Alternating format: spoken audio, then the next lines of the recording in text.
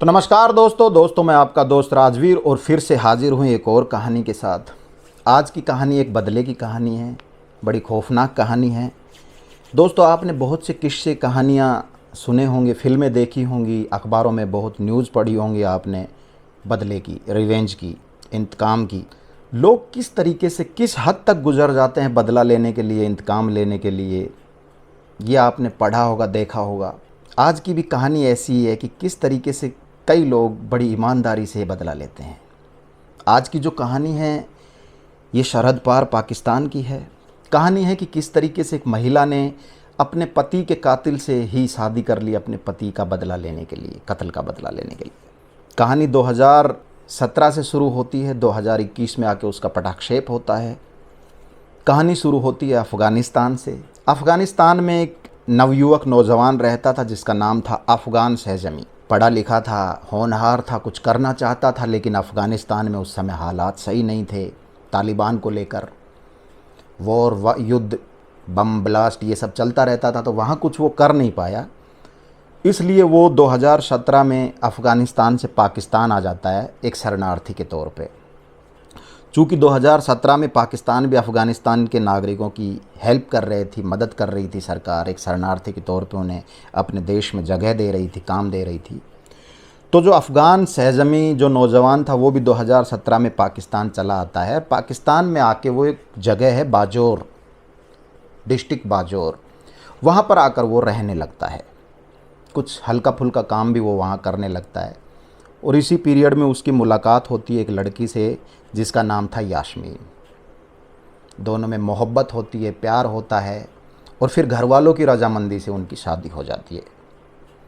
कुछ समय बाद उनको एक बेटी होती है। परिवार बड़ा खुश था माँ बाप और बेटी के साथ। अब दोस्तों, जो अफ़गान नाम का जो युवक था वो नौकरी के सिलसिले में बाजौर से पेशावर आ जाता है। पेशावर आके वो नौकरी करने लगता है, लेकिन उसका जो परिवार था वो बाजौर ही रहता है। यहाँ पर भी जो अफ़गान शहज़मी था उसका एक दोस्त बनता है, एक लड़के से उसकी मुलाकात होती है। लड़के का नाम था गुलिस्ता।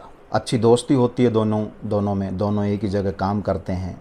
गुलिस्ता जो था वो बाजौर का रहने वाला था, लोकल था, पाकिस्तानी था और पेशावर में काम करता था। अब दोनों में गहरी दोस्ती हो जाती है, मित्रता हो जाती है, एक दूसरे के घर भी जाते हैं। इस पीरियड में वो उसको घर भी लेके आता है, जो शाहज़मी था वो उसे, और उसको घर लाके यास्मीन से भी मिलवाता है। तो घर पे आना जाना शुरू हो जाता है। अफ़गान शहज़मी था वो अफ़गानिस्तानी था, तो वो पाकिस्तान का लोकल नहीं था, तो उसका कोई बैंक अकाउंट वहाँ नहीं था। तो उसने अपनी जो भी जमा पूंजी थी वो गुलिस्तान को देना स्टार्ट कर दिया, शुरू कर दिया, और बोला कि तू ये मेरे पैसे रखता रहे, जमा करता रहे, तू लोकल है, तेरे पास बैंक अकाउंट है, जब भी मुझे ज़रूरत पड़ेगी मैं ले लूँगा। और वो जितना जमा पूंजी था वो रखता रहता था। दोस्तों, 2018 में अफ़गान शहज़मी को कुछ ज़रूरत पड़ती है पैसे की। उसकी तबीयत वगैरह ख़राब हो जाती है और वो गुलिस्ता के पास जाता है और उससे कहता है कि मुझे पैसे की ज़रूरत है, मेरी तबीयत ख़राब है, तो मुझे मेरे थोड़े पैसे दे दो ताकि मैं डॉक्टर को दिखा पाऊँ। तो जो गुलिस्ता है वो उसको बोलता है कि अभी तो पैसे नहीं है, लेकिन मैं तुम्हें डॉक्टर को दिखा दूँगा। अभी तुम्हारी ज़रूरत है डॉक्टर, दवाएं, तो वो मैं तुम्हें दिलवा दूंगा, तुम ठीक हो जाओगे, और जब पैसे होंगे तो मैं तुम्हें दे दूंगा। तो दोस्तों, गुलिस्ता डॉक्टर के पास जाता है। इनायत कली बाज़ार में एक डॉक्टर की दुकान थी, वहाँ वो जाता है और वहाँ से कुछ समय बाद वो वापस आता है। तो उसकी जो मुलाकात होती है शहज़मी से, वो एक नदी के किनारे पे होती है, और वहाँ पर वो कुछ दो इंजेक्शन लेके आता है, कुछ दवाएँ लेके आता है, और वो आकर उसको देता है शहज़मी को और बोलता है ये दवाएं ले लो, ये इंजेक्शन ले लो, तुम ठीक हो जाओगे। और अगर तुम चाहो तो एक इंजेक्शन तो मैं अभी तुम्हें यहाँ लगा देता हूँ, एक तुम घर जाके लगवा लेना, क्योंकि मुझे इंजेक्शन लगाना आता है। अफ़गान शहज़मी को भी कुछ डाउट नहीं हुआ उसके ऊपर, क्योंकि पाकिस्तान में, अफ़गानिस्तान में हालात ही ऐसे थे। उन हालातों को देखते हुए जो इमरजेंसी सेवाएँ थी, वो वहाँ की जो पब्लिक थी, उन्होंने भी कुछ कुछ काम करना सीख लिया था, इंजेक्शन वगैरह लगाना। तो उसको ऐसा कुछ डाउट नहीं हुआ और उसने एक इंजेक्शन उससे लगवा लिया नदी के किनारे पर ही। बाकी एक इंजेक्शन और दवाएं लेके वो घर आ गया। आके वो बता देता है कि ये दवाएं मैं लेके आया हूँ गुलिस्ता से। वो अपनी वाइफ को बताता है, पैसे अभी उसने नहीं दिए। तो फिर उसकी तबीयत अचानक से बिगड़ती है, ज़्यादा बिगड़ती है। उसकी वाइफ अड़ोसी पड़ोसियों को इकट्ठा करती है और उसको डॉक्टर के पास ले जाते हैं, लेकिन डॉक्टर के पास पहुँचते पहुँचते वो दम तोड़ देता है। डॉक्टर उसे मृत घोषित कर देते हैं सभी लोग उसे घर ले आते हैं, दफना देते हैं, किसी को शक भी नहीं होता। सब नेचुरल डेथ मानते हैं कि बीमारी की वजह से इसकी मौत हुई है। डॉक्टर पोस्टमार्टम भी नहीं करते क्योंकि किसी को शक भी नहीं था। उस पीरियड में 2018 में जो बाजौर था वहाँ पर कोई थाना भी नहीं था, तो रिपोर्ट दर्ज भी नहीं होती और उसको दफना दिया जाता है, बात आई गई हो जाती है। लेकिन जो अफ़गान शाहजमी की जो पत्नी थी उसको बात हजम नहीं होती कि अचानक से उसके पति की मौत कैसे हो गई। उसको कोई ऐसी गंभीर बीमारी भी नहीं है, नॉर्मल तो ये डेथ नहीं है, उसको लगा कहीं ना कहीं। और उसको डाउट होता है गुलिस्तान के ऊपर कि कहीं ना कहीं कोई दाल में काला है, क्योंकि उसको पता था कि जो उसका कारण भी था, मोटिव भी था। उसको पता था कि कुछ मेरे पति की जो शेविंग थी वो गुलिस्ता के पास जमा थी और गुलिस्ता से वो पैसे लेने गए थे, पैसे नहीं दिए, उसके बदले में उसको दवाएं और कुछ इंजेक्शंस दे के भेज दिया। एक इंजेक्शन खुद गुलिस्ता ने भी लगा दिया, वो डॉक्टर के पास क्यों नहीं लेके गया, खुद ही क्यों लगाया। तो ये सारी बातों को लेके उसको एक डाउट था, उसको लगा कि वास्तव में ऐसा हुआ होगा, कुछ ना कुछ उसके पति के साथ उसका मर्डर हुआ है। तो अब वो अपने स्तर पर जांच शुरू करती है, पुलिस थाना वहाँ कोई था नहीं, अपने स्तर पर जांच शुरू करती है 2018 से। और दोस्तों तफ्तीश के अंदर कई चीज़ें निकल के सामने आती है, कई चीज़ें मैच नहीं होती। जैसे कि जो बाज़ार था इनायत कली बाज़ार, वहाँ पर कोई डॉक्टर नहीं था जिसका नाम गुलिस्ता ले रहा था, ऐसी कोई डॉक्टर की दुकान नहीं थी, कोई प्रिस्क्रिप्शंस का पर्चा नहीं था, पैसे भी उसने नहीं दिए। तो ये सारी चीज़ें मैच नहीं हुई। इंजेक्शन भी खुद लगा दिया, हालांकि जो दूसरा इंजेक्शन दिया था वो नॉर्मल इंजेक्शन था, पेन किलर था, पहला वाला इंजेक्शन जहर का था। लेकिन उसकी पत्नी को शक हो गया उसके दोस्त के ऊपर, अपने शौहर के दोस्त के ऊपर, कि इसी ने मेरे पति का कत्ल किया है। अब दोस्तों उसके मन में बदला लेने की भावना आती है। कैसे वो बदला ले? 6 महीने का पीरियड निकल जाता है ये सोचते सोचते कि वो बदला कैसे ले। कई कहानियाँ बनाती है कि उसे बर्बाद कर दूँ, फाइनेंशियली बर्बाद कर दूँ, उसके घर में डाका डलवा दूँ, उसको किसी से मरवा दूँ।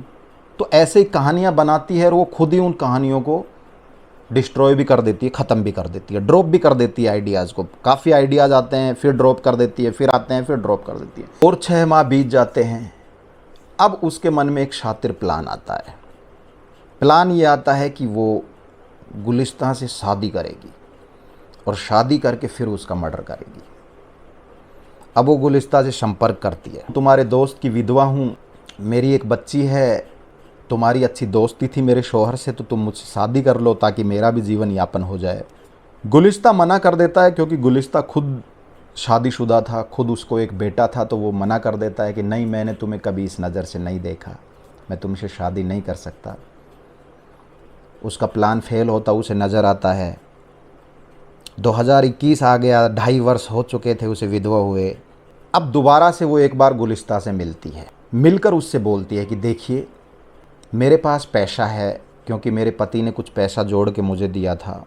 मैं चाहती हूँ कि तुम एक कार ले लो, तुम्हारे पास खुद का एक घर हो, क्योंकि तुम लोगों की बहुत सेवा करते हो, तुमने हमारी भी बहुत सेवा की थी जब हम शरणार्थी के तौर पे यहाँ आए थे। ये सारी बातें सुन के गुलिस्ता को लालच आ जाता है और वो बोलता है कि ये कैसे पॉसिबल, संभव होगा। तो बोलती है कि मुझसे निकाह कर लो, तो मेरा जितना भी धन है वो सब तुम्हारा होगा। तो गुलिस्ता उससे शादी कर लेता है। अब शादी करने के बाद चूँकि गुलिस्ता खुद शादीशुदा था, तो उसकी पत्नी में उसके बेटे से उसका मतभेद होता है, तो वो अलग रहने लगता है। कभी किसी रिश्तेदार के पास किराए पर रहने लगता है, कभी किसी रिश्तेदार के पास किराए पर रहने लगता है। तो ऐसे वो हर 1 महीने 2 महीने में किराए पे मकान बदलते रहते हैं। तो जब किराए पे रहते थे तो वहाँ पर और लोग भी रहते थे, तो जो यास्मीन थी उसकी जो प्लानिंग थी वो उसको इम्प्लीमेंट नहीं कर पा रही थी, किराए के घर में ये संभव नहीं था। तो उसको लगा कि ऐसे तो नहीं होगा। तो उसने अपने पति से कहा, अपने शौहर से कहा, गुलिस्तान से, कि तुम ऐसे कब तक मारे मारे भटकते रहोगे, रिश्तेदारों के यहाँ पड़ते गिरते घूमते रहोगे। एक काम करते हैं, हम किराए पर रेंट पे मकान ले लेते हैं, मेरे पास पैसे हैं। तो दोस्तों उन्होंने 3,000 रुपये पर मंथ के रेंट पर उसी मार्केट में, उसी बाज़ार में मकान ले लिया, इनायत कली बाज़ार में, और वो रहने लगे। अब जो उसकी बीवी थी यास्मीन, उसको मौका मिल गया कि अब वो अपना जो प्लान है उसको इम्प्लीमेंट कर सकती है, यहाँ पर मौका है, वो उसको मार सकती है। तो अब वो प्लान करती है कि मारा कैसे जाए, जहर दे के मारा जाए, जहर खरीद के लाऊं, किसी को शक हो जाएगा, हथियार से मारूं, किससे मारूं, गला घोट के मारूं, गला घोटना भी संभव नहीं है, क्योंकि जो गुलिस्ता है वो एक लंबा चौड़ा अच्छा तगड़ा ठाडा आदमी है, युवक है। जो यास्मीन है वो कमज़ोर है, तो गला घोटना भी संभव नहीं है। तो अब यही सोचती है वो कि कैसे मारा जाए। फिर उसको एक आइडिया आता है। वो गुलिस्ता से एक दिन बोलती है कि देखिए, मैं यहाँ अकेली रहती हूँ, आप तो काम पे चले जाते हैं, बेटी भी घर में अकेली रहती है, पैसे भी हैं मेरे पास थोड़े बहुत, कोई भी लुटेरा डाकू चोर आ सकता है, हमें लूट सकता है, बेटी की इज्जत पे हाथ डाल सकता है, तो एक हथियार घर में होना चाहिए। तो एक काम करते हैं, एक पिस्टल आप ख़रीद के ले आओ। 13,500 रुपये में जो गुलिस्ता है वो एक रिवॉल्व पिस्टल ख़रीद के लाता है। उसी का हथियार उसी से ख़रीदवाया गया। पिस्टल ले आता है, फिर बोलती है मुझे चलाना भी सिखाओ। उसी के द्वारा चलाना भी सीखती है। अब इंतज़ार होता है कि मारना कैसे है। 1 दिन 2 दिन गुजर जाते हैं, पिस्टल संदूक में रख दी जाती है। अब जिस दिन उसे मारना था, जो टारगेट वाली रात थी, वो आ चुकी थी। इस रात में यास्मीन को नींद नहीं आ रही थी, वो जग रही थी। रात का लगभग 1 बज चुका था और गुलिस्ता था वो गहरी नींद में सो चुका था। यास्मीन खड़ी होती है, अंदर जाती है, पिस्टल निकालती है, संदूक से बाहर आती है और गुलिस्ता के ऊपर तान देती है, ट्रिगर दबाती है, लेकिन गोली नहीं चलती। वो घबरा जाती है और फिर वो फटाफट दोबारा तिबारा 4 बार ट्रिगर दबाती है, गोली अब भी नहीं चलती। वो फिर कमरे में जाती है, पिस्टल को चेक करती है क्या हो गया, मैगज़ीन निकालती है, चैम्बर चेक करती है, गोलियों को निकालती है, रीलोड करती है और वापस आती है। गुलिस्ता अब भी गहरी नींद में सोया हुआ था। इस बार वो नज़दीक आती है, बिल्कुल उसके सर के पास में लाके वो पिस्टल को लगा देती है और घोड़ा दबा देती है।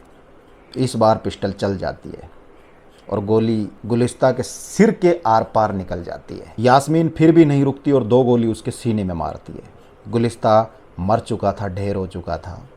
यास्मीन अंदर कमरे में जाती है, पिस्टल को वापस रखती है, वापस आती है और गुलिस्ता की मृतदेह के पास उसके बिस्तर पर बैठ जाती है, उसको देखती है, पूरी कहानी रिवाइंड करती है। 3 साल पहले किस तरीके से उसने उसके शौहर को मारा, किस तरीके से उसने शादी की, पूरी प्लानिंग की, आज वो अपने इंतकाम को, अपने बदले को उसने पूरा कर लिया। ऐसे ही पूरी रात बैठ के निकाल देती है। दिन निकलता है, सुबह होती है, यास्मीन गेट खोलती है, बाहर निकलती है और प्लान के हिसाब से शोर मचाती है, अड़ोसी पड़ोसियों को इकट्ठा करती है और बोलती है कि कोई चोर आए थे रात को और उसने मेरे पति को, मेरे शौहर को, गुलिस्ता को गोली मार दी।